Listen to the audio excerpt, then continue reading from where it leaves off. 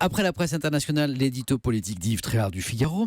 Et si Hollande soutenait Macron, nous dites-vous ce matin, Yves, ça c'est osé quand même. Mais Samuel, c'est peut-être pas, et ce n'est pas de la politique fiction, je vais vous dire pourquoi, parce que ce sont des socialistes qui n'excluent pas cette hypothèse et qui me l'ont chuchoté. D'accord. À l'oreille d'ailleurs. Il faudrait bien sûr pour cela que François Hollande renonce à la primaire, ce qui n'est pas invraisemblable, admettez-le, puisque il est de plus en plus lâché par les siens. Il est pas dans une séquence très facile. quatre solutions s'offriraient à lui dans ces conditions. 1, il se met en retrait. Peu probable. Ok. 2, il soutient Montebourg.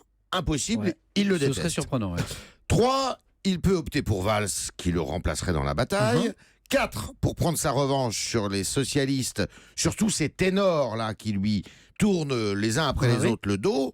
Eh bien, il termine son mandat, il dit trop rien pendant la primaire et choisit finalement de soutenir Macron à la présidentielle. Yves, ce serait quand même un sacré coup de théâtre. Certes, mais Hollande est imprévisible, ça on le sait aussi, et il croit plus en Macron qu'en tous les autres, qu'en tous les autres à gauche. Et puis, beaucoup de socialistes pourraient le suivre dans cette démarche, sur ce chemin, estimant dès lors que le PS est mort et qu'il faut inventer autre chose pour faire renaître la social-démocratie en France. C'est ce que disait d'ailleurs hier Patrick Mennucci, député socialiste des Bouches-du-Rhône. En fait, ce que Ségolène Royal voulait faire en 2007, et qu'elle n'a pas fait, eh bien Macron le ferait en 2017. Macron a beaucoup plus d'atouts que Valls pour réussir ce tour de force, parce que Valls est un peu sur le même segment quand même. Il ne doit rien au PS, Macron, auquel il n'appartient il dit, pas. Je suis pas de droite, je suis pas de gauche, il le dit. Et il n'appartient pas au PS, il n'a pas sa carte. C'est vrai. Il est moins cassant et plus malin dans sa façon de faire. Sa popularité est beaucoup plus grande et va très au-delà de la gauche. Son crédit international et ses compétences économiques sont très supérieures. Est-ce que ce serait suffisant pour gagner la présidentielle? C'est la question.